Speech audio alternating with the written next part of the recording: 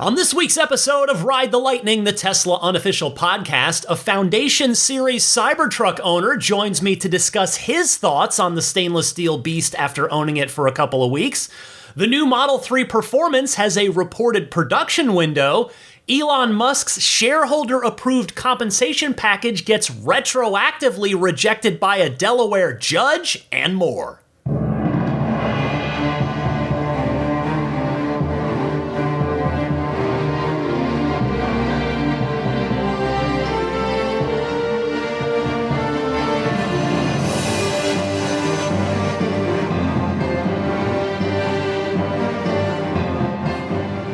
What's happening, friends? Ryan McCaffrey here with you for the palindromatic episode 444 of Ride the Lightning. It's even publishing on the 4th day of the month, February 4th, 2024.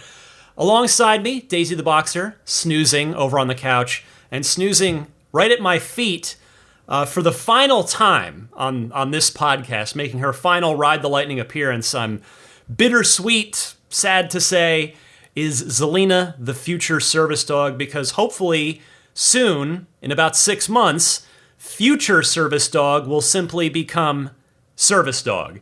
So next Friday, so the day I record, I think I might have already talked about this at the end of a recent show, we'll see how I'm holding up emotionally. Because, we're giving her back we knew this was how it was going to go, and of course, we want her to go on and be a service dog.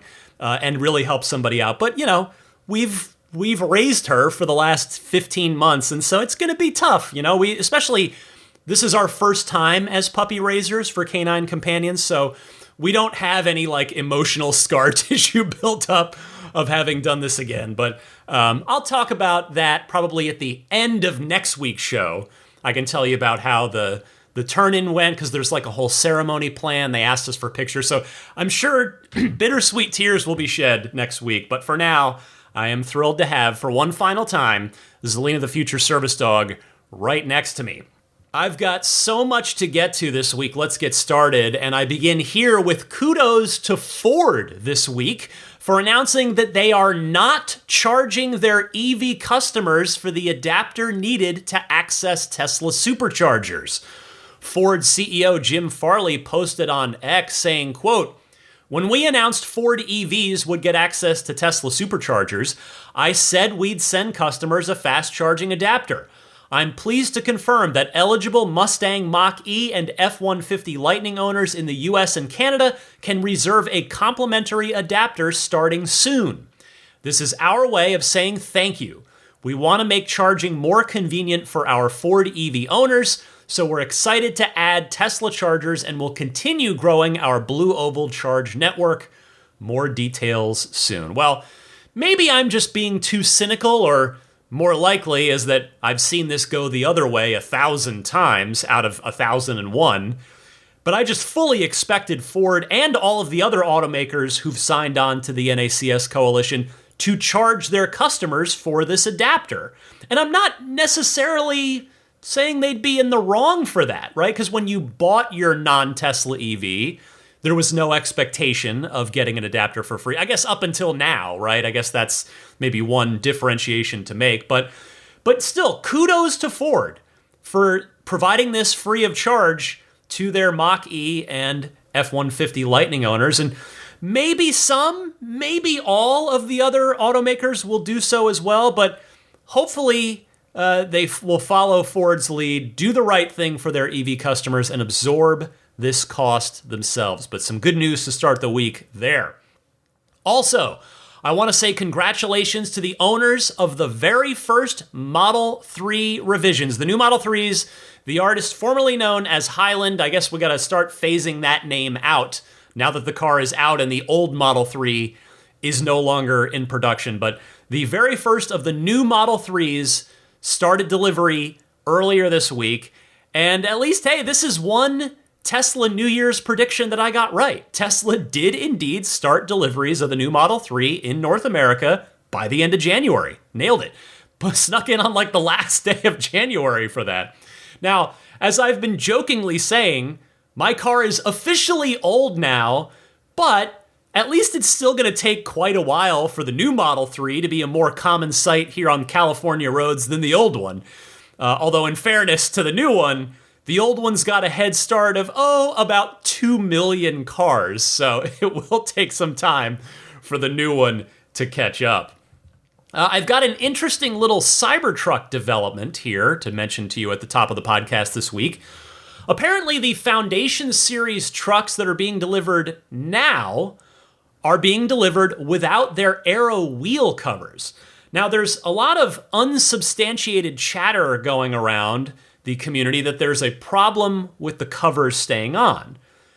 But it could also simply be, and tire wear is on the sidewall is the other part that's been more scientifically documented. T-Sportline did a video on it that really kind of showed it pretty clearly on their Cybertruck with a couple thousand miles on it. So could it be getting redesigned? Could it simply be that the part is back ordered from the supplier? Could go either way. It probably is getting revised. That's probably why Tesla has stopped delivering new Cybertrucks with the wheel covers, because they don't want to see any sidewall tire wear happen to any of the other Cybertrucks that get delivered. But it's not a recall. It's not, don't believe anything you might read about that.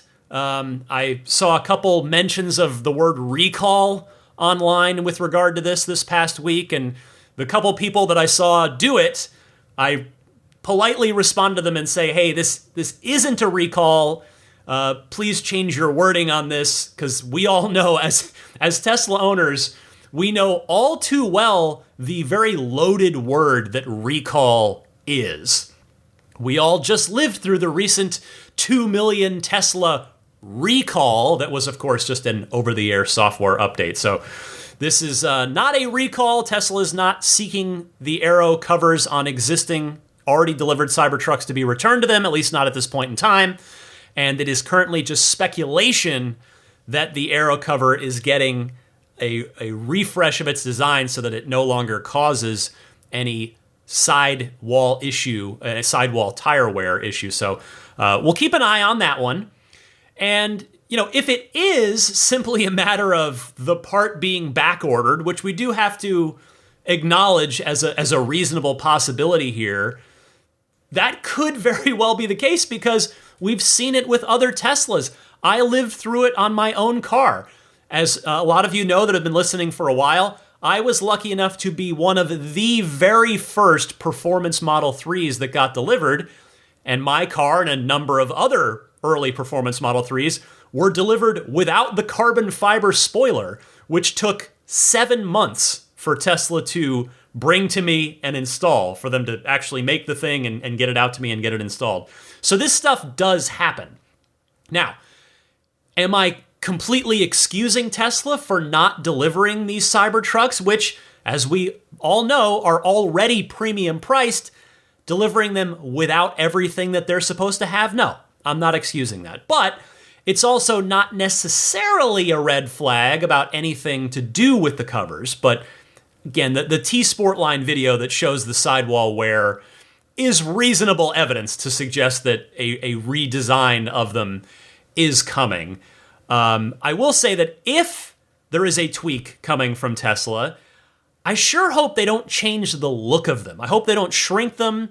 I hope the aero cover, they're able to figure out a way where it still extends out onto the, over the sidewall of the tire, because I personally really like the look of those aero covers. I just personally think that they complement the truck really well. And speaking for me and me alone, I'm personally not a fan of how the Cybertruck looks without the aero covers on them. So again, I will update you on this whenever we hear more, whenever we learn more about what's going on here.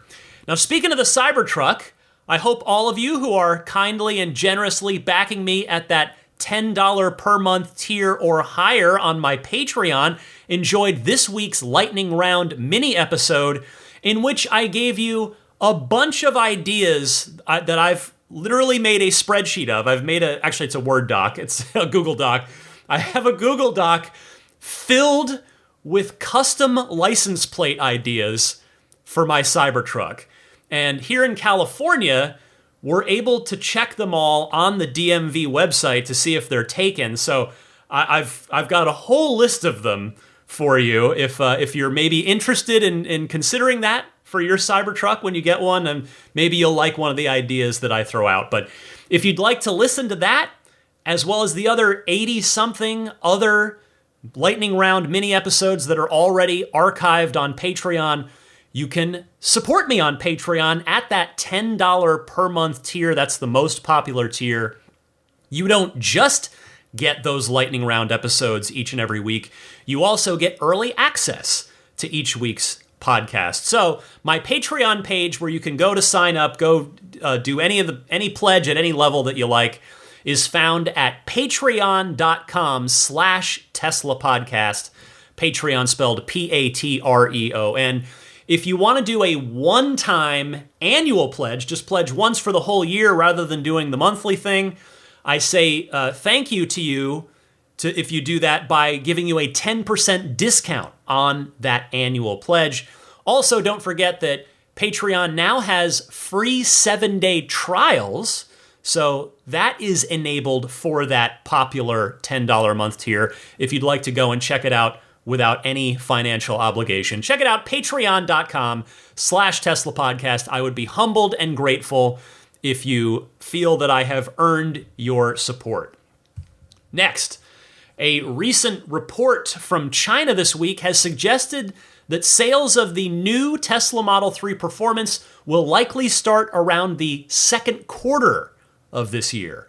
The vehicle is expected to be produced in both the Fremont factory in California and Gigafactory Shanghai in China. Well, if that proves exactly true, that would be a first, because I am quite certain that Giga Shanghai had never produced the Performance Model 3. That if you ordered a Performance 3 anywhere in the world, you were getting it out of the Fremont factory. Maybe that's changed now I'm doubting myself. Now I'm not quite sure. Anyway, this report, which I'm going to read you the summary of courtesy of Teslarati, suggests that it's going to be built in both Fremont here in my backyard and Giga Shanghai over in China. So as Teslarati writes, as per a recent report from local Chinese media outlet Dong Shidi, if I'm pronouncing that correctly, if not, I apologize, the upgraded Tesla Model 3 Performance is expected to go on sale in China in the second quarter. The vehicle will reportedly be priced close to the U.S. equivalent of $55,730. Let's hope it's under this $55K mark, even if it's $54,999. That's my own editorialization right there. And back to Teslarati, it will feature new rims as well as a revamped braking system with larger brake discs and more capable tires. The vehicle will reportedly also go into mass production at the end of March in both the Fremont factory and Giga Shanghai. The excitement surrounding the upgraded Model 3 Performance is notable, especially since it is the company's most capable vehicle on the track.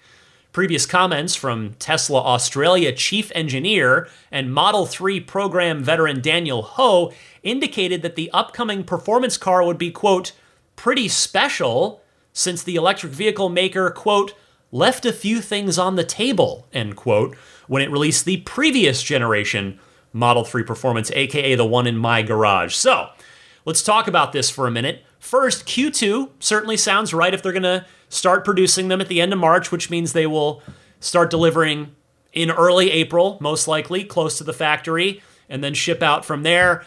They would count towards Q2 numbers, so that all tracks. Right now, the first deliveries of that new Model 3 are happening with both the base model and then the long-range dual motor to follow. So it would make sense that now that Tesla is back in production with the new Model 3, that they're starting with one version, the base model, and as they ramp that production up, they will add in the other two, which basically is what they did back when the Model 3 production originally started in 2017. The entire first year of production was the long-range rear-wheel drive version of the Model 3. And then in July of 2018, which is when I got my car, they started building the long-range dual motor, and the Performance Model 3 was added in at that point as well. If this car is better than the outgoing Model 3 Performance, meaning in the performance department, and if it were to still qualify for the $7,500 tax credit that, I remind you, is now a point of sale credit, then I could see this new Performance being extremely appealing to a lot of people for a while. Now, I was doing the math on this. If the new Model 3 Performance is as good as I think it's going to be, then it's going to be an absolutely insane value of a car. Now, let's say the price does indeed go up a little bit from the $53,000 that it was on the old model when production ended on that model. But let's say it goes up a little because the performance goes up a little bit and it gets the sport bucket seats and the extra interior details. So let's say it is $55,000, but let's say it's not the $730,000. Let's say that's, just a literal translation from Chinese currency, and that it does sneak just under that $55,000 mark, which would put it right up against the MSRP limit for the tax credit. In fact, I guess now that I think a little bit more about it, I hope it's less than $55,000, because if it is $54,990, since that's what Tesla tends to price their vehicles at, whatever, and then $990, that would be kind of a bummer, because that would mean only the stealth gray black interior version of the new Performance Model 3 would get the tax credit. If you added any paint option and if you added the white interior, you'd go over. But just for the sake of argument here, like keeping it kind of pessimistic, let's just go with $55,000. $54,990 as the price of the new Performance Model 3 here in the United States. The real life result of that could be incredible. You'd have $55,000 minus $7,500 at the point of sale, so you're at $47,500 plus tax, of course, which will vary state to state. $47,500 before sales tax for a new Performance Model 3 that, again, if that performance is going to get better, does 0 to 60 in under 3 seconds and will get approximately 300 miles of range and be awesome on the track. It would be a car that for $47,500 which remember, the average price of a new car has been going up because of inflation, all that stuff. It's the average price of a new car. In fact, I got to look it up. I know it's not far off of $47,500. Let's see here. Average sale price of a new car in 2024. What's it? Oh, okay, here we go. 47, this was Yahoo Finance, so okay. CNBC, so the numbers vary slightly. Yahoo Finance says 47,936 from back in October. Oh, that's from a Kelley Blue Book report. And CNBC from November said it was up to 48,247. So my point being is actually, it emphasizes my point even more. It's exactly the average price of a new car sold in the United States right now. For a track-destroying 0 to 60 in under 3 seconds, just killer new Model 3 that's going to torch just about anything else on the road off the line. Oh my goodness. Oh my goodness, man. That's for under $50,000 if you qualify for that tax incentive. A friendly reminder, just as an illustration of how far we've come. My car is now 5.5 years old. In fact, it's exactly 5.5 years old, just a couple days past in terms of the day I took delivery. I paid $80,000 for my car, although that was with enhanced auto. That's with FSD. So okay, I guess if we take that off, $72,000. Okay, if we take that off, so and then okay, I did get 10 grand back in rebates, but just for sake of argument, $70K in 2018 money to now, $70K back then to now, is $85,000 in today's money. So you'd have a better Model 3 performance in basically every way for a little more than half the price when adjusting for inflation. That's crazy. And you're talking about Tesla's best handling car to boot. Like the Plaid is a monster, but the Model 3 Performance handles better than it does because it's smaller and lighter. So that's just wild. Oh, man. So on this note, this week's Patreon poll, which again, you can vote every week on my aforementioned Patreon page, which is patreon.com/Tesla podcast. And unlike the lightning round, mini episodes, you do not need to be backing me on Patreon. Anybody can just go onto the Patreon page and vote in each week's poll. I typically put them up on Tuesday evenings. This week's question for all of you was, what do you most want to see out of the new Performance Model 3? And I have to say the results surprised me a little bit. Leading the way with 34% of the vote was more visual exterior differences compared to the non-performance Model 3s. In other words, different front fascia, rear spoiler. So the plurality of votes went to the choice of having the car look more visually distinct.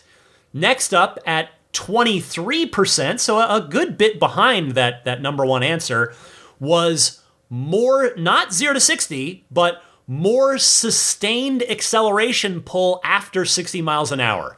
If you've got a Performance Model 3, as I do, or I suppose a Performance Model Y, you know what I'm talking about here. Like it's a roller coaster ride. It's a roller coaster launch from 0 to 60, but then after that, you can feel the power really start to fade, and the car just does not pull anywhere nearly as hard. Whereas the Plaid S and X just keep pulling until you're at like felony, take me to jail immediately kind of speeds.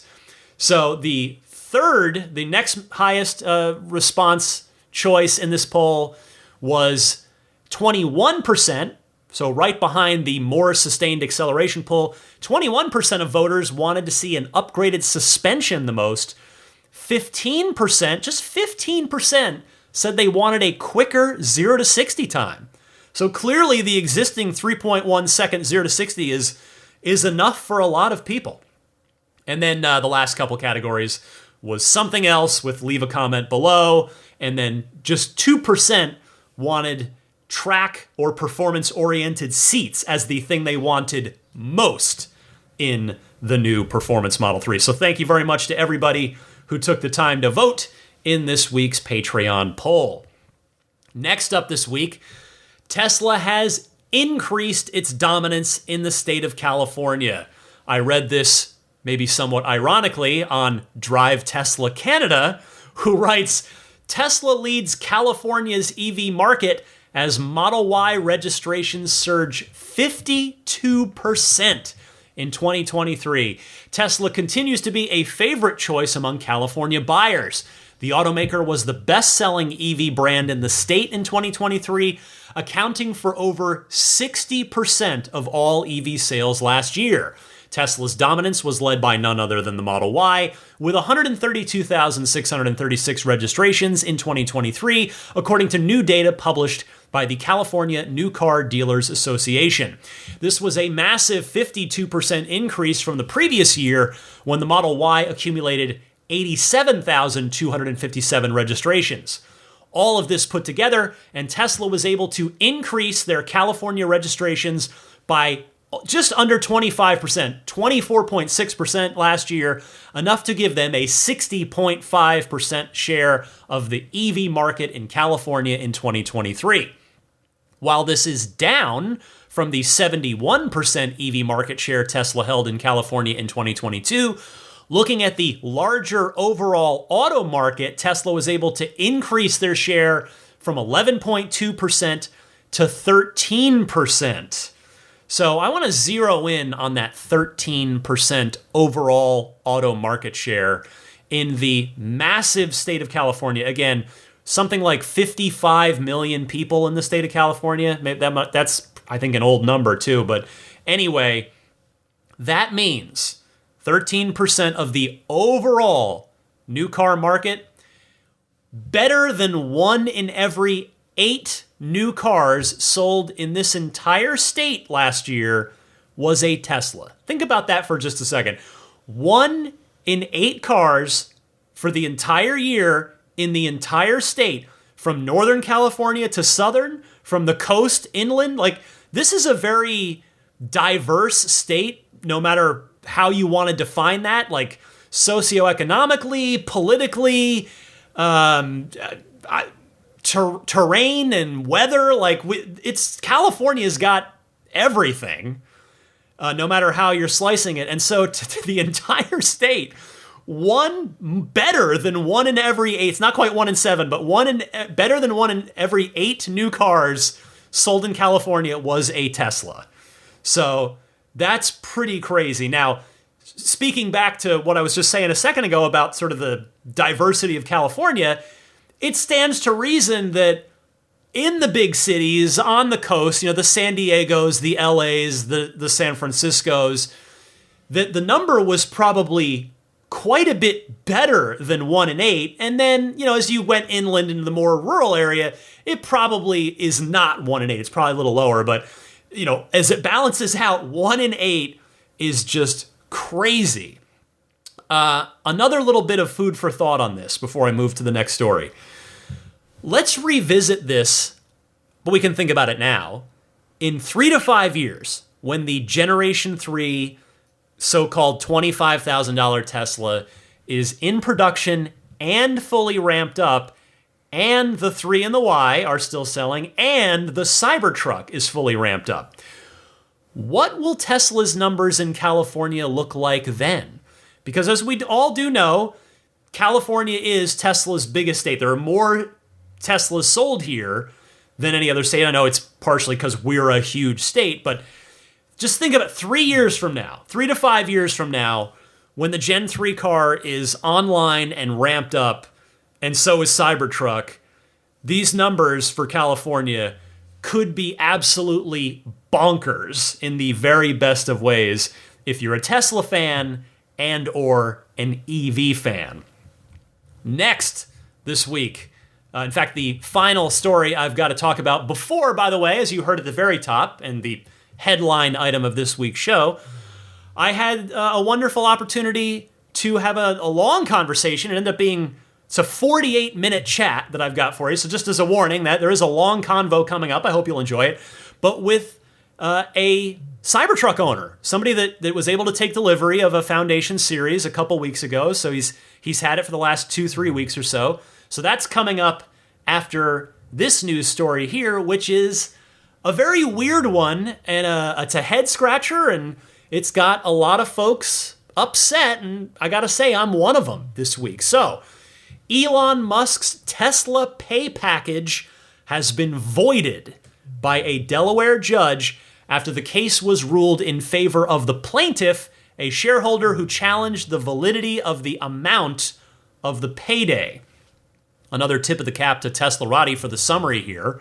And they write, Judge Kathleen McCormick, yes, she has an A in the middle there, so I'm not trying to make fun of her name, I'm actually trying to pronounce it. Kathleen McCormick ruled in the Delaware Court of Chancery that Musk's pay package did not meet the standard of a fair price. A 201-page opinion written by Judge McCormick breaks down her thoughts on Musk's massive pay package. Quote, with a $55.8 billion maximum value and $2.6 billion grant date fair value, the plan is the largest potential compensation opportunity ever observed in public markets by multiple orders of magnitude, over 250 times larger than the contemporaneous median peer compensation plan, and over 33 times larger than the plan's closest comparison, which was Musk's prior compensation plan. End quote. She eventually ruled the, quote, unfathomable sum, end quote, was not reasonable. Shareholder Richard Tornetta brought on the lawsuit, challenging that it was not helpful to those who have invested in the company. Tesla executives, including Antonio Gracias, said Musk's massive payday was actually beneficial to shareholders because it ensured the CEO would work toward growing the company and lead it to be successful. this was argued to be a benefit for shareholders. Now, another part of the judge's argument was that, if I'm summarizing accurately here, that despite 76% of shareholders voting in favor of the compensation plan back in 2018, part of her argument was that Elon effectively, again, it's not in so many words here, but Elon effectively had the board in his pocket, and thus the plan that was put forth to the shareholders to vote on was done under unfair circumstances. That was part of the judge's argument here. Now, look, Elon Musk is a pretty polarizing guy these days. I think nobody would really disagree with that, no matter how you feel about him. But no matter how you feel about him, I don't think that you can argue that he has earned every penny of this massive compensation package from Tesla. The entire crux of, if you'll remember back to 2018, when the company was still in huge trouble and had not yet successfully transitioned into becoming a high-volume automaker. Recall that they were struggling mightily at the time with the Model 3 production ramp, and there was no assurance that they were going to successfully get through that. So Elon basically took nothing, that was the compensation plan, and would get nothing unless he achieved these very lofty goals, which seemed impossible to many observers, both professional and amateur, both to a lot of people at the time. Recall that Elon was not already getting a high salary with millions of dollars in bonuses every year. He was not that kind of CEO. Elon's entire pay was tied up in stock via these extremely high-level company performance goals. But when I say that this compensation plan was deemed as insane back then or impossible, don't take my word for it, even though I'm sure I talked about it on the podcast back in 2018, since I've been doing this thing since 2015. But I went back and looked up the New York Times' write-up on this. So again, if you don't want to take my word for it, that many, many people called this pay package crazy and impossible, and it would never happen, here's the New York Times' story on this from January 23rd, 2018, almost exactly 5 years ago from right now, starting with the headline, Tesla's Elon Musk may have boldest pay plan in corporate history. Now I will read you a chunk of their story. So the New York Times wrote, the company is planning to announce on Tuesday Mr. Musk's new compensation plan, and it is perhaps the most radical in corporate history. Mr. Musk will be paid only if he reaches a series of jaw-dropping milestones based on the company's market value and operations. Otherwise, he will be paid nothing. Tesla has set a dozen targets, each $50 billion more than the next, starting at $100 billion, then $150, then $200 billion, and so on, all the way to a market value of $650 billion. In addition, the company has set a dozen revenue and adjusted profit goals. Mr. Musk would receive 1.68 million shares, or about 1% of the company, only after he reaches milestones for both. But to put these numbers in perspective, Tesla is worth only about $59 billion today. If Mr. Musk were somehow to increase the value of Tesla to $650 billion, a figure many experts would contend is laughably impossible and would make Tesla one of the 5 largest companies in the United States based on current valuations, his stock award could be worth as much as $55 billion, assuming the company does not issue any more shares over the next decade, which is unrealistic. So that was everything I just read you was from the New York Times in 2018. So they repeatedly called it insane and impossible. So my point here is to give you the context for this. I'm not sure that you'd find many people, even the most ardent Elon fans, who would actually disagree with the judge's argument that Elon has the board in his pocket. I mean, of course he does. He's made them all insanely wealthy. But that's not really relevant here in my completely not a lawyer or a judge opinion. What is relevant is that a compensation plan that many in the corporate world and legal world thought was impossible to achieve. That is the fact. You saw it in the New York Times, and that was not the only place. I could quote you 10 more articles from that time. And again, Elon would have gotten nothing if he did not achieve those goals, but he did. And shareholders approved the plan by an overwhelming margin. So guess what? Pay the dude. Pay the dude. I mean, it's not like it squeaked by with a 51% voting majority from shareholders. It was an overwhelming majority of shareholders voted in favor of this compensation plan. Now, I don't want to get political here, and I don't mean to at all, because quite frankly, I don't even know this judge's politics, but as just a citizen, again, what I mean by that is I am no kind of legal expert.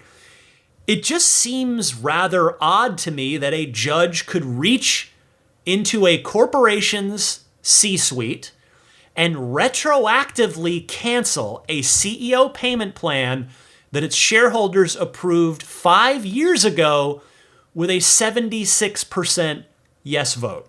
And just to add one more little capper on this, on my point here, or at least my argument, I guess, just to validate those 76% of shareholders who voted yes, Tesla's stock is up 800% since this compensation plan was put forth and approved. 800%. I would say that the stockholders, the shareholders, have done just fine, despite Elon getting this $56 billion compensation package. Now, I do think it is possible to defend this compensation package and be reasonably opposed to Elon's demand for a new one, which I talked about on last week's podcast. But that's not the point here. I did want to just mention it because I think some people might bring that into it, but I don't really think that's material for this case, for this conversation. The new one is totally its own thing. But I did just, again, want to bring it. I think, you can be in favor of both. You can be in favor of one and not the other. But I think they are separate entities that can and should and will be treated completely different. But I don't know how this is going to shake out in the end. But what I do know is that, in my humble opinion, as a Tesla fan who has some long-term retirement shares, like I'm not trading them, I'm not day trading them, it seems crazy for a plaintiff who has 9 shares, not that your shares should necessarily, the number of shares should weigh, but the plaintiff in this case has 9 shares. And that person with 9 shares has effectively been allowed to override the wishes of 76% of shareholders who voted on this back in 2018. So stay tuned on this one. There's probably going to be more to this story before it's all said and done. All right, that is everything I've got for you for this week's Tesla news. Stick with me. I'll be back in just a minute with that aforementioned conversation with a new Cybertruck owner. So I wanted to hear about what it's like to own the Cybertruck. I hope you'll find that interesting too. So stay tuned for that right after this. Hi, this is Franz von Holzhausen, and you're listening to Ride the Lightning with Ryan McCaffrey, the Tesla unofficial podcast. This week's Ride the Lightning is brought to you by my friends at Accelerate Auto, who offer that excellent X-Care extended warranty coverage for your Tesla. If the Tesla version doesn't sound great to you, which is just a fixed 2-year, 25,000 mile, take it or leave it extended coverage plan, why not try XCare? They offer up to 10 years and up to 125,000 miles after your 4-year, 50,000 mile warranty is up. Also, XCare can be purchased for any Tesla, no matter where you bought it, which might come in handy as well. Tesla's plans only offer to customers who bought their cars new from Tesla, and you have to buy that extended service plan from Tesla before your factory warranty is up. XCare plans, again, can be purchased anywhere, and you can customize the number of years, customize the number of miles. You can optionally choose to add that battery and drivetrain coverage. You can just go with nothing but the battery and drivetrain coverage if that's what's most important to you. So check them out. Accelerate Auto, spelled XCELERATEAUTO.com/XCare. And that is spelled XCARE. And don't forget to use the discount code LIGHTNING for $100 off your purchase if you do indeed decide to get a policy for your car. Except, sadly, in Florida, apparently it's a state law that they can't give discounts or price warranties differently for different people. Sorry about that to my Florida listeners, but for everybody else, Lightning is that $100 off discount code at accelerateauto.com/xcare.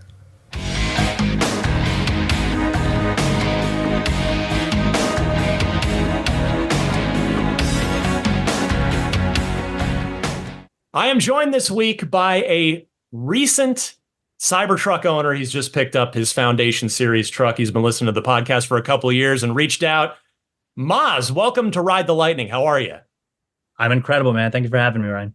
Well, I was so thrilled when you reached out on X and said, "Hey, I got my truck, and if you're ever in LA, let's get together." And then I was like, "Well, I would love to talk to you on Ride the Lightning because the fact of the matter is, are you comfortable sharing your VIN or at least like ballpark? Like it's probably what, low 1000s? Is that fair to say? I am 672. So my point being, there aren't many Cybertrucks out there yet, and probably 99% or more of the people listening to this, including myself, do not have a Cybertruck yet. So, you've had a chance to live with it for the last 2 or 3 weeks or so now, and I just thought it'd be fun to have you on here and talk about your experience, and we can all live vicariously through you a little bit.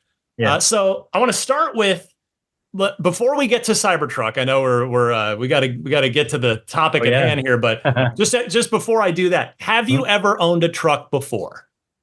Very close to buying a Ford Raptor, but then I got into the EV stage of life and I couldn't buy another gas car. I just could not do it. Yeah. So I had been waiting. I was like, God, hopefully someone makes a good truck. And actually, I was really close to buying the Rivian R1T. Mm-hmm. Super. I love Rivian. I love the R1T. I love the R1S. Yeah, great vehicles. Yeah, I think they're phenomenal. Again, it's really hard for me to leave the Tesla ecosystem just because I've been with them for so long. I have I know the app. I know this and that. It's just, well, and your RAV4 public charging experience probably scarred you for life. Like 100, never 100%. wanting to leave the supercharger network. Yeah. So again, the network that's what got me into Tesla, and that's what kept me at Tesla, right? Yeah. But again, I was like, if the Cybertruck for some reason gets delayed like another year, another 2 years, I think I'm gonna get an R1T. So I test drove in it and everything. I was very close, and then but Tesla stuck to its delivery timeline, at least most for last year, for 2023. Yes. Yeah. So and then the Cybertruck came a lot sooner than I thought it would. So you obviously put down your reservation the night of the unveiling back in 2019 in order to have even had the opportunity to order your Foundation Series and take delivery. Correct. When you did. So on that night, 2019, November, what was your initial reaction to the truck? I'll tell you, man, the moment they rolled it on stage, I shook my head and I'm like, please tell me this is a joke. Like they're playing a prank on us. I completely thought it was a prank. I was like, there's no way this can be what they're trying to do. You know what I mean? You are not alone. I know we talked before before we started recording, Yeah. and I was asking you how long you've been listening to the podcast. You said a couple of Yeah. years. If you had been listening back then, you would have seen I went through the same thing you did, and a lot of listeners called in, Yeah. wrote in. A lot of Yeah. us went through that same arc of, oh my God, I hate this. What is going on? In about 24 to 48 hours, you come completely around. That's what it was. It was like 48 hours. Like, okay, now I did place my order, yes, but Yeah. like I said, all right, yeah. So look wise, holy moly, I did not like it. I was like, what the hell are they doing? Once it kind of soaked in a bit, I kind of got around to the looks, even when they were like throwing, the steel ball and the sledgehammers at it. I was like, okay, I get it. It's like this tank kind of like strong vehicle. I get it, but I placed my order purely based on specs. Not gonna lie, range has always been my thing, obviously, because I got a Tesla because of range. And the 500-mile range has always been something where I'm like, oh my God, if they ever get to that point. So that was the first selling point, which unfortunately is not a reality. But that was the first selling point that got me to place my order. Yeah. Many people, I think.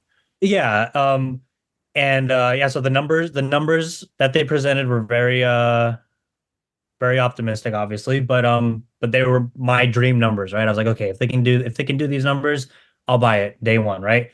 But then as time went by, the look grew on me more than, you know what I mean? And by the time of now, where basically I took delivery, the looks were more important, and the structure, the toughness of it was outweighed at least the lacking of the specs that they had provided at first. Right. So yeah. I guess I'll ask you one more range question, because I do want to get into other stuff, but just on this topic. So have you made any decision yet on whether or not you'll get the range extender, or are you just kind of waiting and seeing, or what are your thoughts on that after living with the truck for a little bit? I'll tell you, the range at the moment is completely fine. Like, the range is great. Yeah. The issue, I think, is... Oh, sorry, I should answer your question first. Okay, so no, I'm not looking to purchase it anytime soon. If, by year 3, it becomes smaller or flatter so that it doesn't take up more room in the bed, then sure, that makes a little more sense. Why not? But like, I think the range definitely matters. It matters for towing, which I want to do a little bit and occasionally, but I'm not going to be, hardcore towing, and that's okay. Not everyone will, but for the towers, I feel for them, the people who wanted to do that. But if I was, then I would, of course I would obviously get the battery extender. But I think the current range is actually completely fine. The only reason it doesn't, jump out at me as my first road trip car over the Model S Plaid or the X Plaid is the charging speeds and the charging curve is definitely not up to par with the Model S or X at the moment. Yeah. I know they're going to open it up. I've been told they're going to open it up. Oh yeah. So when those V4 superchargers start rolling out too, which I mean, we're you and I happen to be in California, you in Southern, me in Northern, and it's just the reality is just there's so many Teslas here. V4 superchargers are going to show up in California probably more or less before anywhere else, so you'll get to experience that as you take a drive to the mountains or the beach or wherever you want to do. So how was let's fast forward to your delivery experience here. How was it? Like, what was that? Just quickly walk me through that day of waking up that day and knowing you were going to pick up your Cybertruck. Well, the number, I had like a panic on my mind, not because I was, getting the Cybertruck and all that. I have my Model S Plaid, right? And then I'm co-signed for like my nephew and my brother-in-law on their Model Y and Model 3, because obviously I sell the cars through passion. But then they come to me like, hey, we can't, can you help? Can you co-sign for us? I'm like, oh, geez, sure. So my realistic worry was, God, are they going to give me another loan for another $100,000 car when I already, I have an S Plaid on there, I have this and that. And they did. So that's awesome. So no complaints there. That was my number one, like that was my first concern. After that, I don't know. I felt like reality hadn't really set in. Like I'm used to getting them, like at least with the X, um, and I guess the threes too. I'm used to getting them soon or early enough, but not like front of the line early kind of thing. You know Right. what I mean? Like this was pretty early, I'd say. Um, and so that part was just super surreal. I was like, am I really gonna have the truck? Like that's so weird. Had you seen it in person at Yeah. all before you took delivery? Uh, Shout out to the Peterson Automotive Museum because that place is pure magic and I love it. I wish that exhibit stayed forever because oh my God. Um, yeah, that place became like my Disneyland. So when they first had the prototype there, I went and saw that a couple times. Then when they brought over well, I actually met Franz there as well because he had brought over his Cybertruck at like a cars and Yeah, coffee on like the roof, right? yes. Over the So I met summer, I think. yeah. So I met Franz there, and he pulled up in the Cybertruck, and I was like, "Whoa, it looks good." Because I was actually worried when they kept saying, "Oh, we've shrunk it down," and I'm like, "That's the last thing I want to hear about my truck is that you've shrunk the truck down, right?" Um, but it looked great, and Franz was super awesome and willing to talk with everybody and answer questions and stuff like that. He's the So nicest dude. It's crazy so how nice. nice a guy he is. It's ridiculous. And it's funny. I actually had ran into him at the Hawthorne Supercharger with my Model X like years ago too. And I mean, he works right there at the yeah, design studio. yeah. Yeah, you caught him at So the office. yeah, he's walking like through and like I'm like a younger kid. I think I was like 24 when I had my Model X, which is like what? Um, so I'm a little more fanboyish back then, right? So I'm like, oh, Franz, can I get? And the security guards come, like, sorry, you're gonna, And then I guess he felt bad, and so Oh man. he Yeah, came he's the out within nicest guy. he Yeah. came out within 2 minutes, and he's like, what are you charging your car here?" He's like, yeah, how do you like it? This and that. So Franz is super awesome, very humble and very genuine, and very generous with his time, I'd say. Um, but yeah, so he was just there answering questions about the truck. So I had seen basically what it would look like, and I was super satisfied. I was like, they did a very good job. So yeah, I had seen it in person before. So yeah, basically back to delivery day. Yeah. Just a lot of shock, I'd say, that thinking like, oh wow, is this thing going to be sitting on my house? Like what the heck? Were there And any other mm, Cybertrucks there? Was anybody else taking delivery at the same time you were? they weren't, but so I took my delivery at Tesla Marina Del Rey, which is a phenomenal center. I believe that's where Franz took delivery of his Yeah, because he had posted yeah, that on social media. Yeah. yep, yeah, that's exactly, yeah, he got his there as well. So they know what they're doing, and I've seen other people's deliveries, and they're cool, but I'd say mine was like definitely at the top of Cybertruck deliveries. I walk in, so they tell they're like, "Oh, we're getting them prepped right now. We're getting your truck prepped." So we're sitting there in the waiting room, and there's other people like waiting for like their like deliveries of threes and Ys and stuff like that.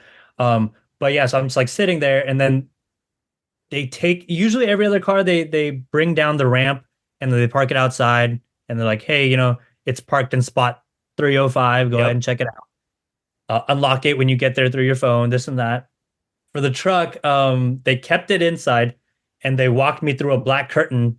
And I'm actually been so busy, but I'm gonna edit the video. I have a whole video of it. I'm gonna put it on my YouTube page, so I'll do that. But uh, they walked me through. They like unveil the black curtain, and it's the whole Tesla Marina Del Rey team, just like with a big applause. That's And amazing.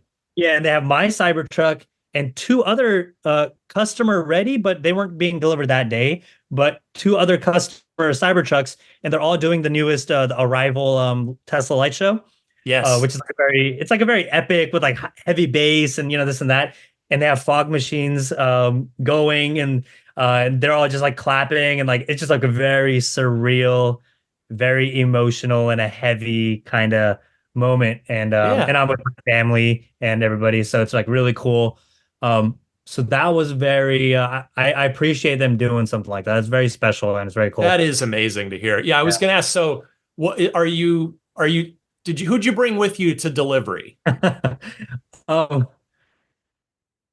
The Model X was my first car where like everyone came because the X was like, wow, what the doors open, it's so cool. Um, and then no one came to any of the other cars. The Plaid was the Model S was delivered at home, so that Yeah. was that. Um, it's not always controllable. I don't know how they picked to do that, but the truck, everyone obviously wanted to come. Um, so So is my your dad, dad? oh, 100%. My Yeah. dad was there, my mom was there, my brother-in-law, my nephews, my cousin.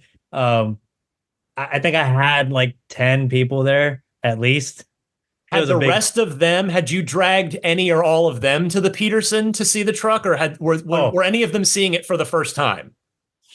all of them except my mom had gone to the Peterson. And her reaction was the one I was like most interested in. I was like, she gonna hate it. Like, what she loves the thing and she loves driving in it and she loves the reactions. She's like, this car is the funnest Tesla you've had. I'm like, wow, really? Yeah, everyone had a blast. Everyone loved to be a part of it. And yeah, it was a very emotional and very amazing experience. I totally relate to that, and you're on the right podcast to say that because it's. I mean, for me, I've to date been lucky enough. I've had one Tesla so far. I'm hoping the Cybertruck will be Tesla number two at some point. Maybe early next year when general Oh yeah. production starts. But I got emotional that day. Like it was when I was walking out and saw my car, I was so lucky to have one of the actual first performance Model 3s. And I was just like, wow, here it is, like this thing that I'd been saving for and dreaming about. So I completely relate to you on Yeah. feeling it that day, man. That's so cool. So I know may seem like a silly, obvious question, but you're welcome to go into detail. Are you getting lots of attention on the road and in your neighborhood from your neighbors? Can you kind of talk Yeah. about how that experience has been for you? Yeah. It's I thought I was prepared for it at least a bit. And I was, I guess. I mean, the Model X was different. People that knew, they knew, right? And they would like if I was stopped at a parking lot, they'd ask me, "Can you open the doors?" Kind Yeah. of thing. That was just always the first thing people would ask you. But that was based off of functionality of the car, right? Where this kind of takes it to another level where it's the complete look of the thing is so jarring and so out there. And so it's everybody. It's not just the people that know EVs. It's not just the people that know Tesla. It's not just, it's every single person. And it's really insane while you're driving because I'd say 98% of the people are in awe and shock. Um, this is the first time I think I've seen, like jaw to the floor. I've seen that for the first time with this car, like in reality, because it's like an exaggeration, but to be like you see it a lot with this, and like people's jaws are to the ground, and they're like speechless, and like by the time I'm gone, they're like their jaws are still there down. So it's people with their phones. It can get a bit dangerous at times. Because people are trying to grab photos of it or videos of it. So they're kind of swerving, near me or into me I'm just a bit more aware, I guess, when driving Yeah. with the truck at the moment. I keep my distance quite a bit just because people are either trying to get in front of me to get the front view or to the side of me. Phones are completely out the windows and passengers are taking, everything they can. And then the other thing is so that was I think I expected a form of that, but not to this extent. Like it's really unlike something I've ever seen. I don't think it's something that can be replicated anytime soon. I mean, it sounds to a T, Yeah. exactly like my DeLorean ownership Oh, experience. really? The Yeah. first See, stainless steel car. I mean, it's the yeah. same thing, right? It's Yeah. the difference is the DeLorean. I mean, the reason why is different. With the DeLorean, it was, oh my God, there's that car from Back to the Future that you never Yeah. see on the road. Yeah. The Cybertruck, of course, is this brand new thing. So, but yeah, Yeah. same Well, reaction. So it's just kind of funny that the only two production stainless steel cars in history get the yeah. exact same reaction on the Well, road. it's funny because you always bring it up too, how like Tesla, they say they didn't take inspiration, but it's funny because the DeLorean was both of those special things. It had the doors and it had the stainless steel look, right? Yeah. So it's just so cool. But yeah, the other thing I have to prepare for is anywhere I go, I 100% get stopped at a parking lot, Yeah. either going to the place or leaving the place that I'm going. And yeah, people, I'm not going to be that guy. Yeah, some days I'm super tired, some days I Yeah, just need, we're not yeah, always at our best, right? It's yeah, that was a thing but with the DeLorean too, where you got to yeah, remember that it's like, oh no, for this person, yeah, this is new and exciting to yeah, them. For me, I live with it every day. But yeah, yep, you're not always feeling up to it, right? yeah, It's kind of a tough balance mhm. sometimes. Yeah, but but then yeah, but then I always think, and I tell my wife this all the time because God bless her, she's so patient, right? But I tell her, I'm like, if it was me and someone else had taken delivery, I would be 10 times worse than this. I would be asking a million questions and I would be like, can I be best friends? Can we hang out? Like, this kind of stuff. Like, so I get it. I 100% get it because I would be doing the exact same thing, maybe more. Um, People are excited and and that's a really cool thing. I'd say that, to be able to own it so early. And, another thing I was telling my wife was it's great to share and witness such excitement and joy. It's so much Um, like again, I know I'm know the audience yeah. is sick of hearing me talk about the DeLorean, but it's like Yeah. that was my favorite. Like I owned Yeah. that car just as you own your Cybertruck because you love it, right? You love the vehicle, but the side, like the unexpected side benefit is it makes other people happy. Like, Yeah. I'm sure, I mean, I don't have any experience to know this, but I imagine if you were out driving a Ferrari or a Lamborghini or something, you get some people that are like, yeah, cool, that's awesome. But you probably get other people that are like, ugh, just whether it's envy, whether, Yeah. whatever it is. But there's something about what you're talking about with the Cybertruck where it's just that like there is a joy to it that it It's brings to pure joy. everybody on Yeah. some level, right? Yeah. Yeah. And that's the other thing I didn't expect. So again, it's pure joy and it's just makes people so happy and just intrigued and I don't know, just like I guess optimistic for the future, right? How Which I about guess he kids? Can wanted. you just like, have you Oh, noticed with kids, are kids they like extra way into it?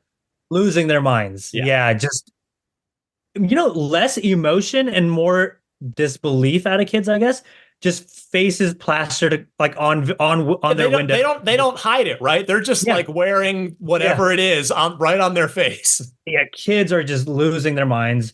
Um, and I was gonna say the other thing is, I'm surprised because I was expecting actually quite a bit of hate because I had seen a lot of it online, right? And even from like people I know and family members, a little bit distant, but I'd seen like memes of people saying like, I can't believe this abomination is going to be on the road soon, or this, stuff like that, Yeah, we've all seen so, it. yeah, so I'd seen stuff like that, and then so I was truly expecting like some unpleasant moments to arise, and I'll tell you, I've had it, for a good enough amount of time now, and I've had not one negative response, not one negative comment or remark made towards me or anybody with me. It's been nothing but positive, which is just that's really nice to see. I'm so glad to hear that. And you are not the first Cybertruck owner or person to have driven the truck around and like make a video or something that has said that. In fact, I don't know if you've watched, so I love Throttle House. That's one of my favorite YouTube channels. They just today, as you and I are recording this, put up their Cybertruck review. It's a fantastic 40-minute long Oh, video. They borrow a truck from Tesla, which I know yeah. because it's got Texas manufacturer Oh, license plates wow. on it, and they Nice. started in Fremont. So they obviously they hooked it up with Tesla there, and then they drove it into Central California and to Yosemite. And there's some Wow. those guys always have great production value, but they talked about like I would say it's a great video number one because I appreciate their perspective as not Tesla super fans, but not Yeah. Tesla haters. They are car guys. And so I was really curious what their perspective would be. And one of the things, they talked about what they liked about the truck and they talked about what they didn't like. And we'll get to that with you here in a second. Mhm. But one of the things that they said in their video was every time they stopped, everyone loved it. Like there does seem to be this weird discrepancy between online and real life. And it's not to say that there aren't people in real life that don't like the truck, but I think, it's a lot easier to just type a mean comment online where, anonymously versus actually coming up to you to your face in real life and being like, that truck's Yeah. stupid, or that's, you know what I mean? So I'm glad to hear that it's Yeah. been all like super positive for you so far. Yeah. Oh yeah. And then it's a lot of it, even if they were maybe planning to be negative, the first thing that comes out of a lot of people's mouths is, wow, pictures don't do this thing justice. And 100% I agree. I've heard the Because same. And I believe it from I've yeah, had the chance too. I agree that yeah. it is much more almost like artwork in real life than it is just on a 2D screen somewhere. And I'll tell you, it's a product completely based on its environment, I think, because it looks different every time. Like I'm looking at it, like at night, it looks completely different. It's like got this like stealth, like yeah, I park it in my backyard, in this like really big, concrete lot thing, and there's not too much light. So at nighttime, like half the truck is like completely hidden. All you see, and now it makes sense to me if you see like the Cybertruck logo where it's just like the top of the truck. Um, because that's all you see at night. Everything else is completely The hidden. You triangle, just, yeah, the you just see silhouette. that triangle. Yeah, the silhouette. So at nighttime it looks completely different. In the daytime and shining sun, it looks completely different. That's the When it's stainless. That's what it's yeah, doing. I mean, it's so again, cool. DeLorean same way, and that was one of my Yeah, favorite things. Is that just the way it reflects light is so yeah, different than a traditionally painted car. yeah. It's just that's I think my favorite part. It's just it always looks like a different product, I think.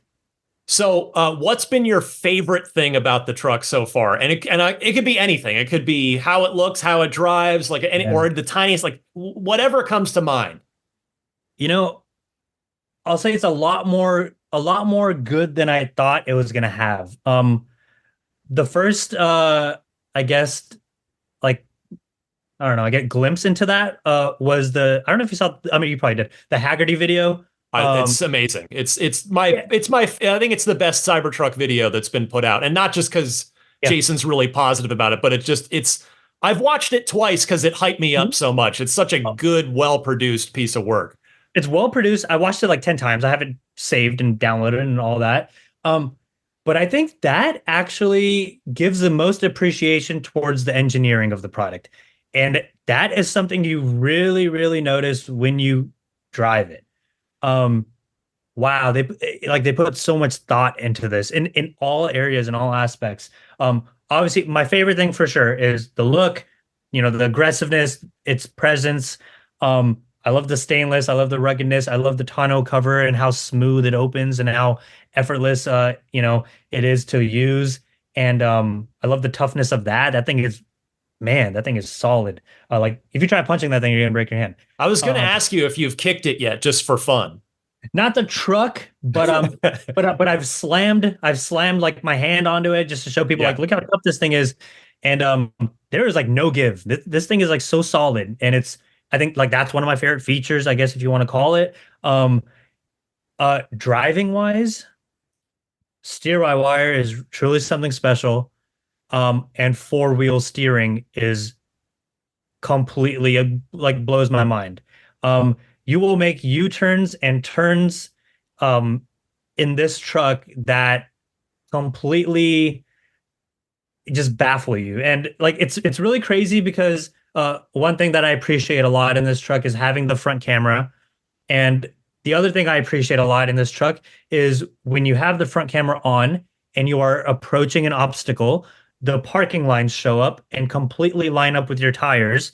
So when you're making like some of these turns, I swear to God, I'm gonna hit this car in front of me or I'm gonna hit this parking curb. But you just follow the lines and you're like, there's no way. And the truck does it. And that I think it's still mind blowing to me. I'm still not used to how amazing and how maneuverable this thing really is. And that is like my number one mind blown feature, I think. You have a Model S, of course, Yeah. and Yeah. Tesla has talked about how the Cybertruck has a turning radius as tight or tighter than a Model S. I'm not Yeah. suggesting that you go out and measure it and come back and let's keep talking, but based on your driving experience with both vehicles, Uh, would you say that Tesla is relatively on the money with that statement? it feels tighter than the Model S right now, and It's with going to what get Tesla tighter. well, what Tesla says right now that the rear tires are 3 degrees of turning, and they're gonna unlock it to 10. I Yeah, cannot even like fathom how that's gonna be. But yeah, right now it's easier to maneuver around than my Model S. that's insane. Yeah, Like that's and that's and it's crazy. and it's crazy. So the Model S, and again, I'm still keeping the Model S because the Model S is maybe I have a nostalgic because that was my first Tesla, right? I don't know, but the Model S is a fantastic car. I love it. I think it's still like I mean, the truck is amazing, but the Model S, holds like this special place in my heart, I guess. Love that car. Obviously, it's a plaid, so the performance is, another level. But so I've driven it uh like a total of like 1 or 2 times since I got the truck. I was going to Um, ask. yeah, I'm trying to drive it more because I feel Yeah. bad. But the first time driving it, it was just moving it into my house, right? And the first time driving the Model S after driving the Cybertruck for a day, the steering or the yoke, it like felt like a broken limb, like as if like your elbow had dislocated from your arm or something like that. Yep. And I was like, whoa, why, like it felt disjointed and just so much more effort to make turns. And I'm like, is this broken or does this just feel broken? It's like it's really bizarre. So I think that's going to be either a positive. I mean, it's going to be a positive if you only drive the truck, but if you're switching back, between vehicles, it's definitely weird. Um, but I love the Model S. I drove it to work the other day, and the Model S is definitely a bit quieter. Noise isolation wise, it's a little bit smoother. But the Cybertruck, for being on all-terrain tires and being how big it is, they truly the suspension work on this thing is wow, like And everything. the Throttle House guys Mhm. said it in their video today, and I've heard this from plenty of others, and I'm curious your perspective because you've gone through the progression of an earlier Yeah, Model S to an early X to a 3 Performance yeah. to the Plaid S and now Cybertruck. So the general word on the street is from people that have used it is that the Mhm. Cybertruck has one of the best sound systems Oh, basically ever, Tesla or not. yes, yes. um, it's they're all amazing. Every Tesla I've been in, I feel like the sound systems are better every car Tesla makes. I That's don't know. true. I Yeah, don't know for what they're sure. doing because my S was great, the X was better. Um, and then the three was I was like, whoa, what do they do here? This is amazing. And then the S Plaid was amazing. X, the X, the refresh, whatever was amazing. Yeah, but the Cybertruck, that's one thing I was actually very skeptical about when I was hearing that. I was like, these guys are over exaggerating. No, they are not. Yeah, I mean it's a lofty claim, right? Yes. Because I was like, it can't be that much different from the X refreshed or the S, right? And I've experienced both of them enough where I was like, the Cybertruck will probably be on par. No, it is the best sound system I've ever experienced in my life, in any car. It is phenomenal. It is amazing. And it's well balanced, I will say. Everything sounds good. How's Yeah. the adjustment on the steer by wire? Like, you talked about going back to your S, but Yeah. like, when you first Oh, take delivery, like how long do you feel like it took you to kind of literally get a good handle on it? yeah. I can't speak for everybody because, I don't know how everyone's going to be. It surprised me how easily I was able to grab a hold of and grasp, what it was capable of. Um, so not hard at all. It was what was different and wow and weird was going back to another car. Hmm. That did that. That was more of whoa, what the heck? Going to it wasn't, to be honest, wasn't that big of a difference for me. I mean, obviously I felt like, oh wow, it's very cool. It feels good, feels better, but you really don't notice it until you go back to another car. I think Yeah, that's when you notice the biggest difference. Yeah. that makes sense. So how about bad stuff? I mean, it's not a perfect vehicle, right? No Yeah, vehicle is. So no what vehicle. what about it is maybe not. Yeah, I'm not saying it's not like a disappointment but just what's maybe something that you don't love about it. Um, okay, well, I want to say one thing off the bat. Tesla's quality control has not always been right. The best. I've had the first one of my Model S was 98776. So for the Hmm. first 10K, I was best friends with my service team when I had that car. Yeah. You know, I was there all the time and I was there with not the same issues, but new issues every, couple months. My Model X, one of the first Yeah. Early X. That'll. 10,000. My AC, the air conditioning blew out and it was gone for, I didn't have the X for 6 weeks. Oh wow. And they had to fly engineers from Fremont down here to diagnose. So stuff like that. Like I'm used to it, right? Because I've had it. Um, the three I didn't buy it right at launch. I bought a couple years after. That was my most trouble-free Tesla I've ever had. My Model 3 was amazing. Um, the S had problems that not like major problems, but quality control problems that thankfully were all fixed. And now that is like my favorite built Tesla that I have, surprisingly.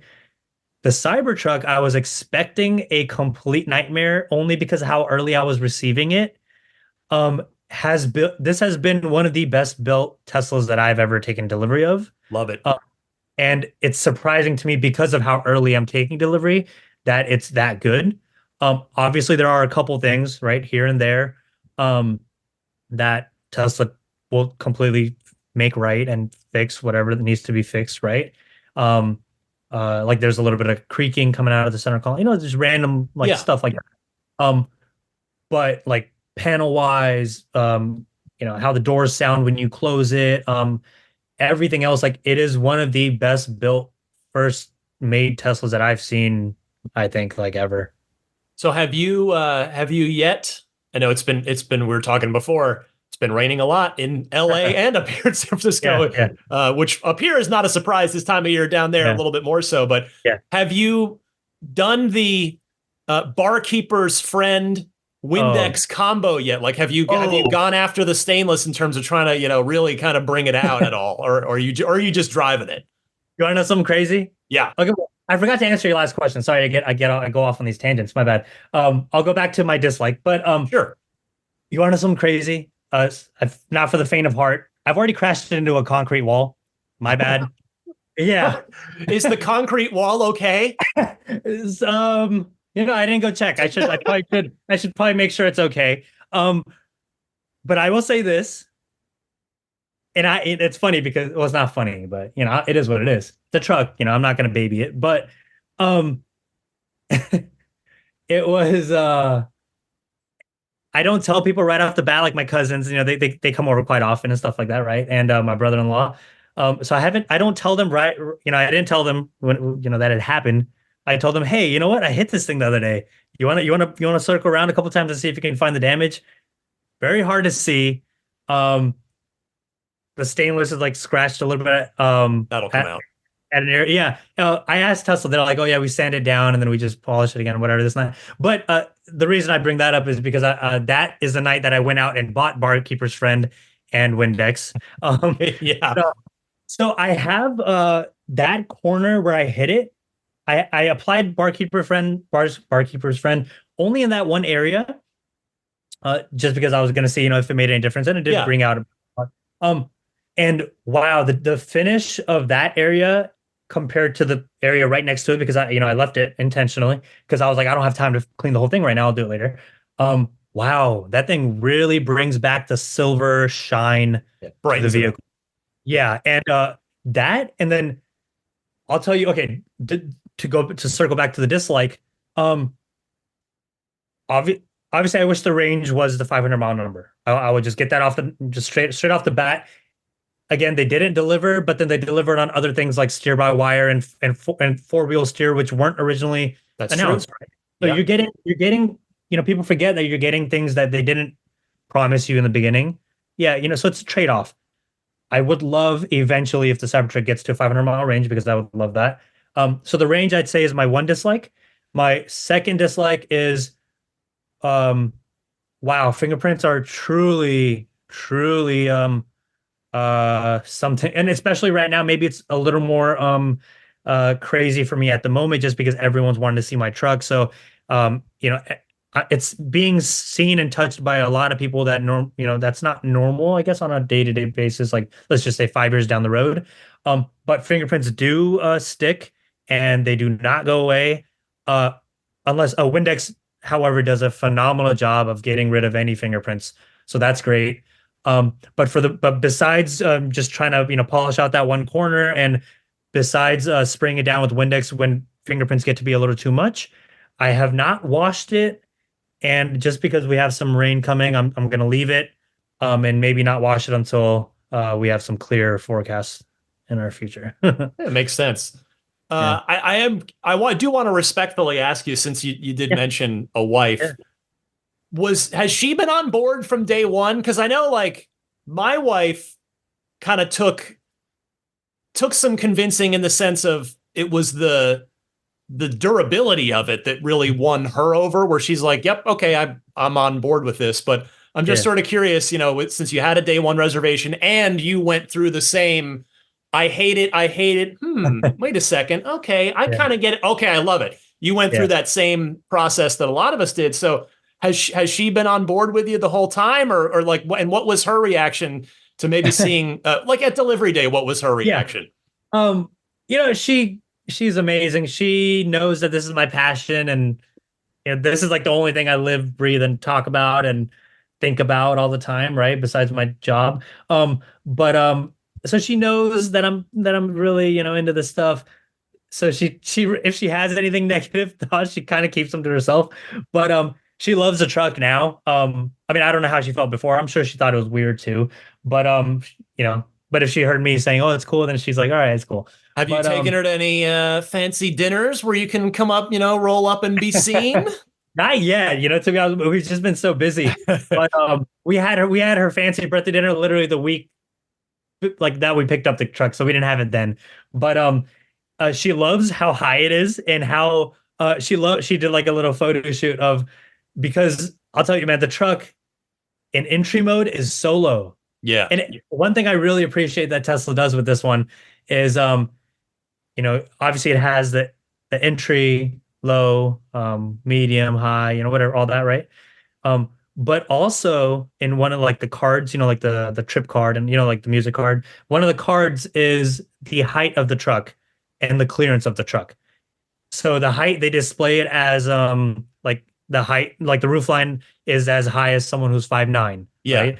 And then the clearance is like as low as 8.1, I think 8.1 inches. So that's at entry mode. And then it goes all the way up to the roof line being as tall as someone who's 6'5", Yeah. and the clearance being 17 and a half, I think. So she was having a blast. She's like, put it at the highest. I want to see how she's a little small. I think she's like 5'1". Yeah, so she was just getting a kick out of how high this thing goes. She loves the truck bed. She's like, I want to camp out in this thing. She is on board. She wants me to get the tent. The tent is pretty Base cool. camp. Yeah. Yeah, man. It's the bed of the truck is super impressive. I've filmed, but I have not posted a video of charging the Model X with the truck. Super seamless, works perfectly. At a full 32 amps, it goes up to 40. It does some truck stuff like really great, man. The bed is amazing. I get that comment a lot. People are like, wow, the bed is a lot bigger than it, because they kind of hide the bed, right? Very true. Yeah. And when I present it to people, I drop the lift gate and open the tonneau at the same time, and everyone goes, wow. One, because the LED lights look beautiful. Yeah. Tesla's decision to put those in there is truly like next level. It looks so good, especially at nighttime. And everyone's just like, wow, this bed is so big, and the wheel wells don't go into the truck bed. You know what I mean? They don't intrude in there, which is nice. Let me ask you a quick thing that I'm not sure I've seen in any videos, and I suspect the answer to this is yes, because the other Teslas with S and X that have air suspensions do this. Is the air suspension settings, are they geotagged on the truck? So if you set it for low at your house, like coming into your driveway, or I guess higher maybe, like does it remember the air suspension settings depending on where you are? Yeah, I'd say the air suspension settings on the truck are very similar, yet more advanced than Yeah. the SRX. You obviously have a more variation, right, of heights. Um, so it lets you, first of all, save location. And like even if you raise it, like in my S, if I raise it somewhere, it automatically like saves it, Hmm. which I don't always love. I don't always want to raise at every Right. location. The truck gives me the option to save or not save, but also raise or not raise, at a certain location. So it's very I guess a little more customizable in that way. It also, yeah, so it like it saves like when I get to my house, it goes into high because I like when my trucks are high. But yeah, it also has the entry mode, obviously, for people, who want it to lower. And I'll say heights entry to high, the truck is very quick to adjust. Like within seconds, it's going from all the way high to entry or from Nice. entry all the way to high. It's just the last two when you put it into off-road mode and then you go to very high and extract. Yeah. That's when the truck can take quite a bit of time to get to those levels, which is okay because you're not doing those all the time. But overall, the suspension is very responsive, very fast to go up or down, and yeah, it's a little more advanced than the SRX in terms of being able to save where and what you want to do with it. Couple more questions for you, Maz, and I'll let you Yeah, yeah. go. Dude, you got Uh, me. You're good. have you taken it on any adventures yet? Either, maybe off road or maybe just out and into the, mountains or anything? Like, have you had a chance to really, take it out? Ah, man, I wish all this snow that Big Bear Mountain's getting, I want to take it up there so bad. I just have not had enough time. It's honestly and it's funny because the truck is making me busier because I'm getting like last weekend someone reached out like, hey, can we film it? And we'll pay you I mean I'll say it's like $200 an hour. I'm like, yeah, Good for you. Yeah. of course I'll do that. So it's like stuff like that. And there's another crew coming this Saturday. So, I filmed my stuff and haven't had time to edit it, but it's like the truck is like making me busier, I guess, Yeah. in terms of just, It's got a life of its own and it's just kind of inviting you along for the that's ride. exactly what it feels like. Not gonna lie. 100%. It feels like this truck is like this celebrity that I've adopted. And Yeah. anywhere I drive and anywhere I go, I'm being asked about it or taking pictures of it. Like it's just like crazy. It's like you have the car equivalent of Lassie, like a celebrity pet, like Yeah, that you're responsible for yeah, taking care of. yeah. That's exactly how it feels like. That's exactly. Yeah. Well, my last question for you is, do you have any advice for all of us future Cybertruck owners who are waiting for our spot in line to come up? Either, something to like a I don't know, a cleaning product to get, even though we already know Barkeeper's Friend and Windex, Yeah. or I don't know, just anything come to mind that you can say to those of us who are still waiting. Just honestly, be patient.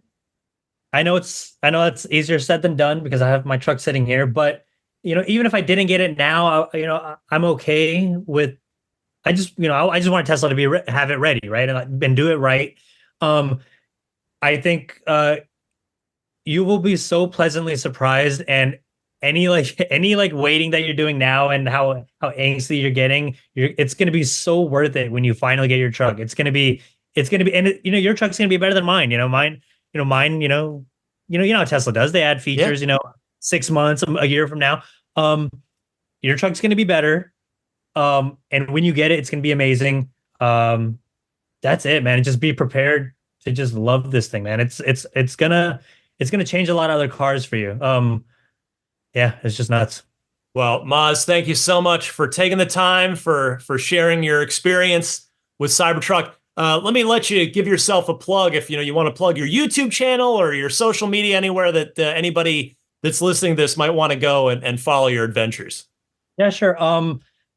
Again, I have some stuff posted on YouTube just for my Model S and stuff like that, but no Cybertruck content on there yet. But I have all the videos. I'm gonna edit them soon. You can find that it's at Maz Jelani, my first and last name.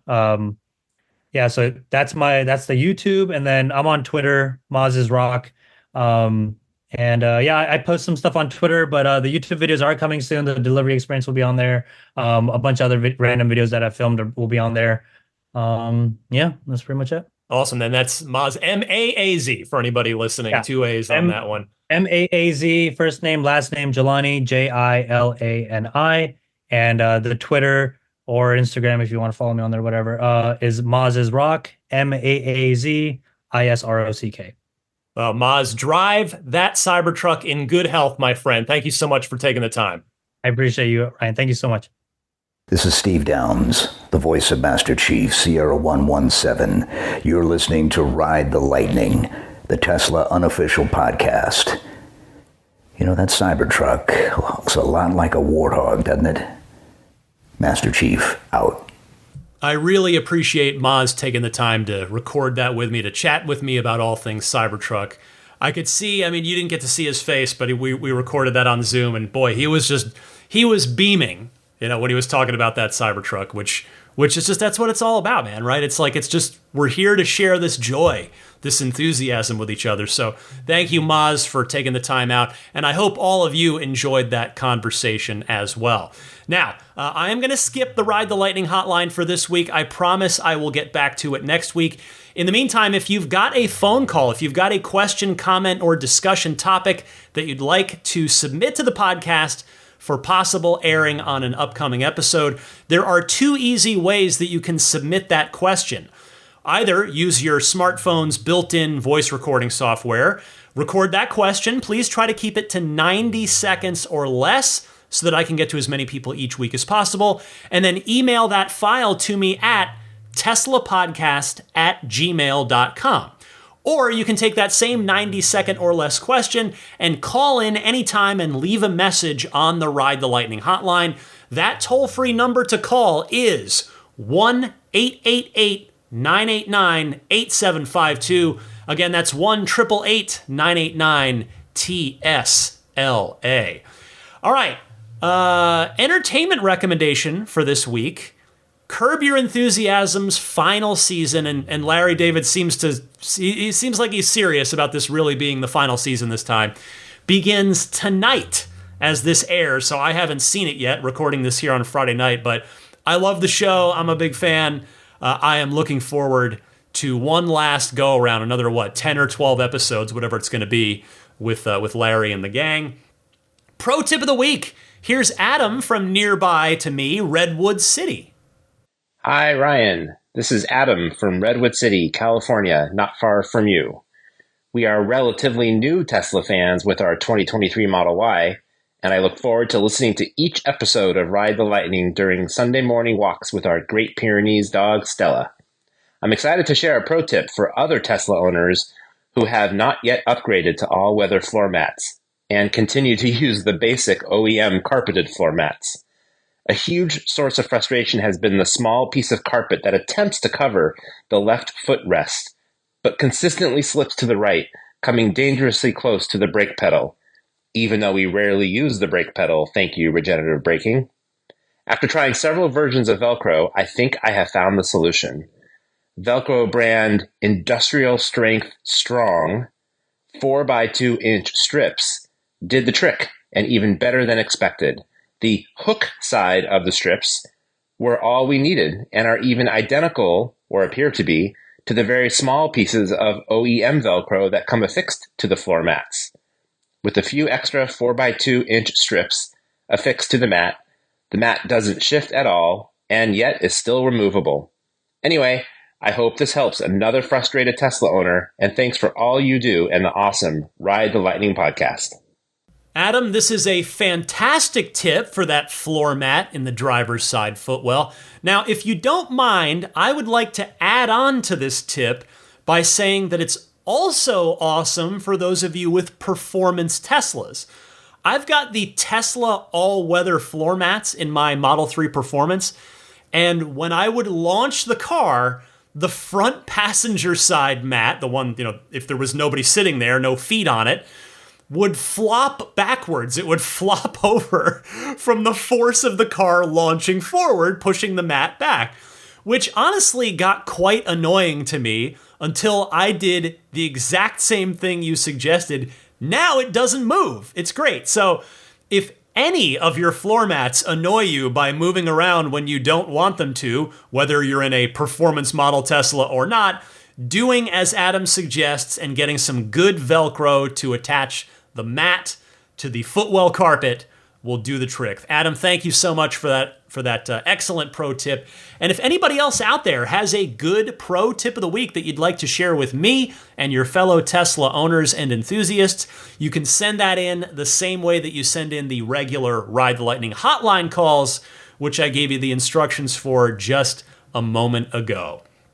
Before I hit the road, I know this has been a longer episode, but again, hopefully you've found it to be a valuable use of your time, that you've enjoyed the time spent. I want to mention some friends of Ride the Lightning, starting with abstractocean.com.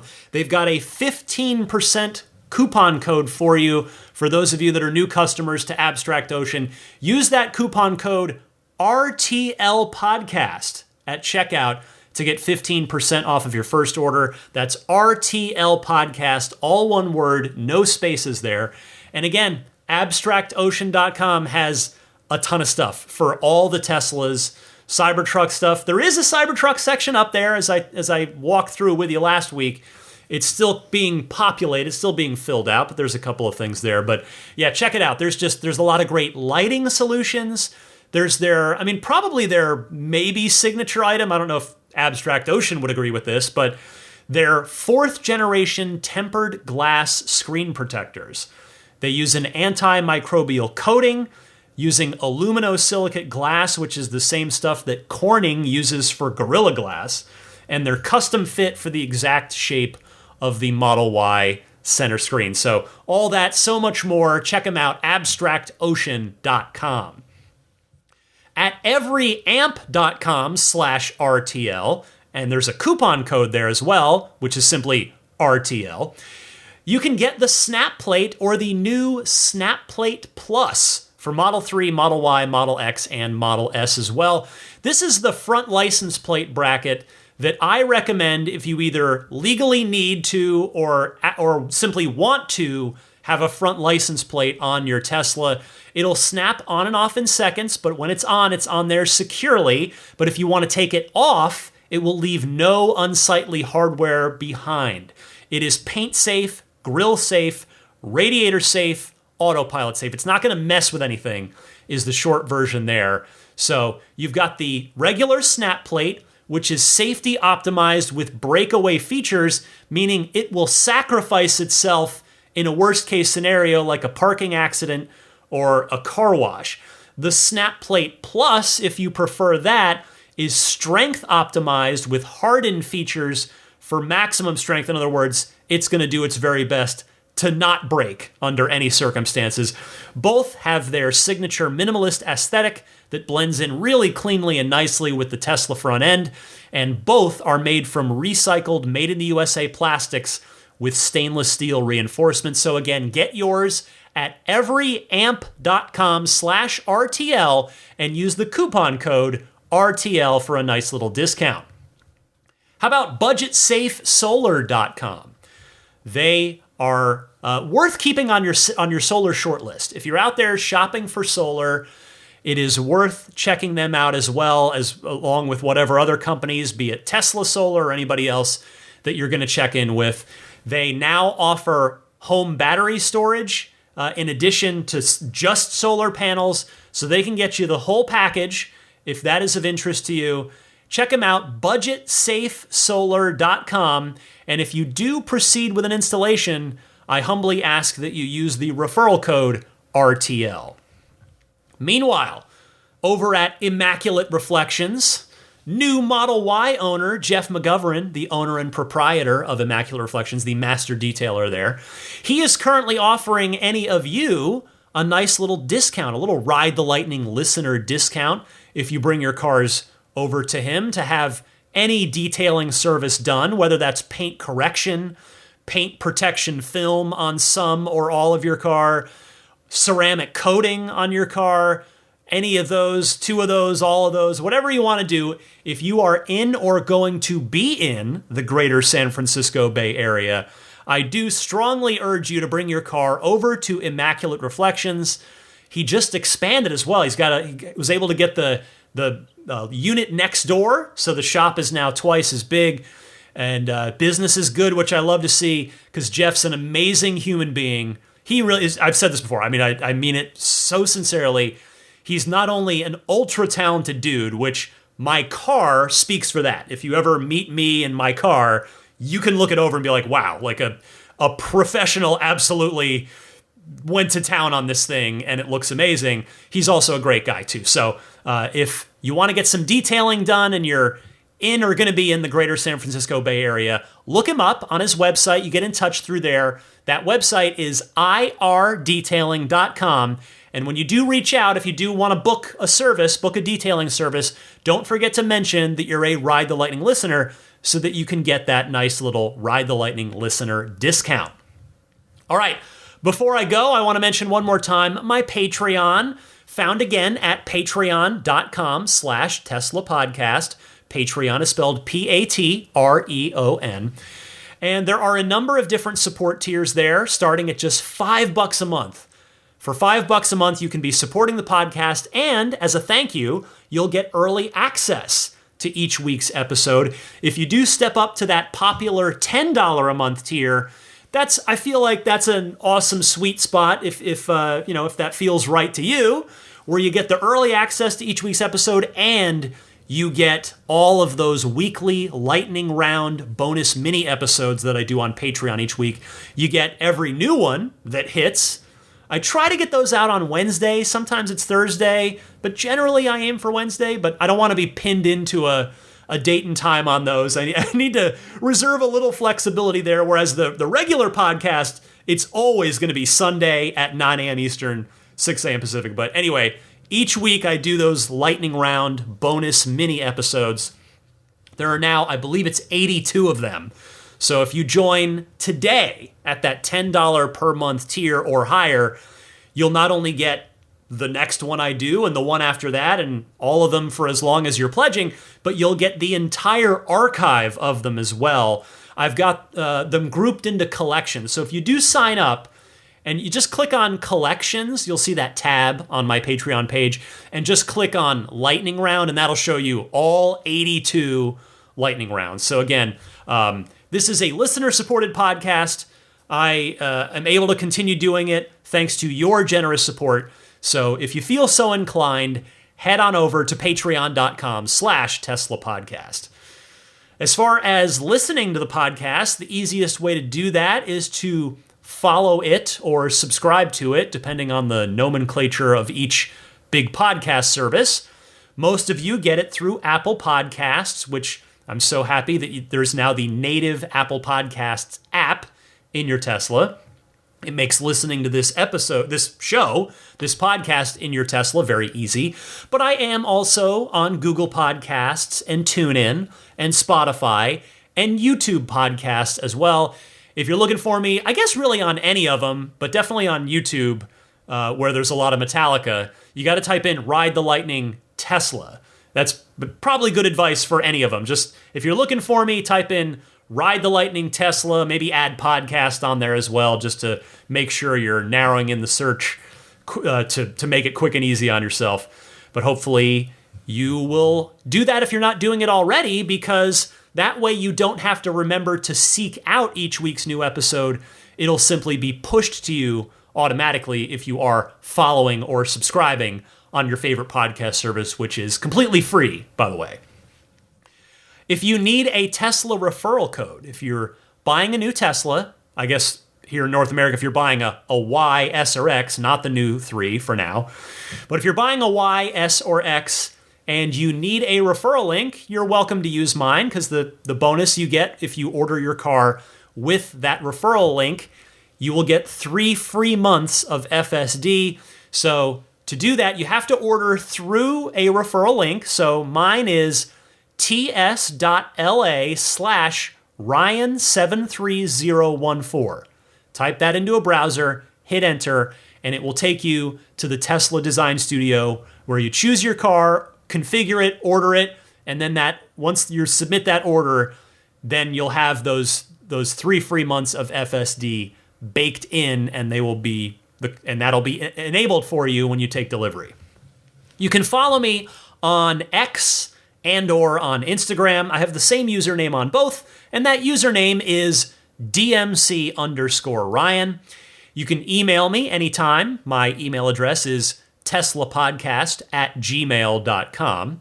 And before I go, I want to say hello and thank you to the Plaid, Maximum Plaid, and I'm going to start this week with the Roadster in Space tier backers, who, in addition to all of the other perks, including, by the way, the monthly Patreon Zoom Hangout, which, as I record on a Friday night, is going to be happening tomorrow. Looking forward to chatting with everybody this week. The Roadster in Space tier gets an additional one-on-one conversation, one-on-one hangout with me each month if they elect to take it. And I want to say hi to the newest Roadster in Space tier backer. We just had our first one-on-one call earlier today. American Home Contractors. Thank you so much for your generous support. And then the same goes to the rest of the Roadster in Space tier backers. Pete White, Lyle Austin, Steve Radspinner, Fernando Cordero, Lawton from Chicago, who I also did my one-on-one with this week. Had a great time talking to him as always. Sean Neidig, Neil Weaver, Jackson Wallace, Rolf and Jennifer Evers, Howard Anthony Smith, Victoria Iacovetto, Tesla Hitchhiker 42, Carol Weston, Robert from near Philly, and Kristen Rumble.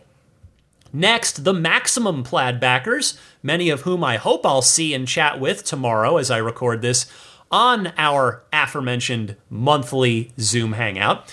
They are Jonathan Wales, Cameron Clark, Daniel Grummer, Seth Capello, Nick and Tony, the Galpin family, Ryan from New York City, Darren Nickel, Kaz Barnes, Brett Libano, Patrick Wisniewski, Gil Cabrera, Mark Eversole, Todd Badger, Joe Edgel, Kevin Yank, the Tesla Owners Club of San Joaquin Valley, Michael Williams, Will Stedman, Derek Nesselrote, Justin Perez, Jeremy Harris, Chris Beach, Tom Mills, Corey O'Donnell, Aaron, John Cody, Joel Sapp, Paul Casarino, Richard Corley, Chris Osborne, KB, Doug Carey, James Gregory, Adam Lavoie, ContactOneCallCenter.com, Jason Chalukas, Travis Krenzel, Bruce Otterstein, Tom Behan, Josh Pennington, Matt Kalin, John from Cream Ridge, New Jersey, Sean Tisdale, Dustin Hart, and Michael Gallo. Finally, a thank you and hello goes to the grandfathered in Plaid level supporters. This tier is no more officially, but these kind folks continue to pledge at that level, which I am very grateful for, very thankful for. So they continue to get all of the perks that are due to them for that. Thank you so much to George Cassiopo, David Brander, Logan Willis, Peter Chalet, Eric Randolph, Dory and Steve Guberman, the Tesla Owners Club of Taiwan, Ron Lee, Charlie Gillespie, David Perella, Dennis Peak, Jeff Angwin, Chase Cabanillas, the Lydia family, Aaron Altschul, Jared Brown, Jerome Strack, Jamie Dalton, Mike and Barbara from Louisville, David J. Howes, Matt Nixon, the Tesla Owners Club of Wisconsin, Ish, not Elon Musk, Peter, and finally, the Bear Boys of Colorado. That will bring me to the end of another long episode of Ride the Lightning, your weekly Tesla unofficial podcast. I hope you enjoyed this one. It's funny, when I started talking, I even told Maz up front, before we started recording, I said to him, in the interest of being respectful of his time, I said, yeah, I'm thinking this will be maybe like a 15 or 20 minute thing for the podcast. And I just had so much fun talking to him that we went on for an hour and I cut 10 minutes out of it. So yeah, we had a great time chatting. I hope you enjoyed that conversation, hearing about what it's like to own one of these first Cybertrucks. So thank you to Maz. Thank you to all of you backing me on any level of the Patreon. Thank you to all of you who take the time and listen to Ride the Lightning and hang out with me each and every week. So for a snoozing Zelina, the future service dog, who I hope goes on to graduate and become a service dog and help somebody out, and for Daisy, the boxer, who will never leave my side, and I hope I never want her to. Thank you to all of you. Happy electric motoring, and I will see you all back here next week.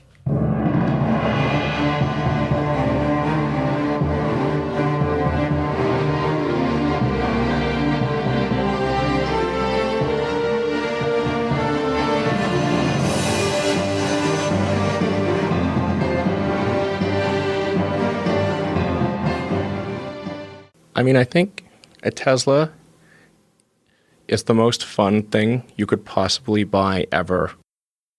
That's what it's meant to be. Our goal is to make it's not exactly a car. It's actually a thing to maximize enjoyment. It's maximum fun.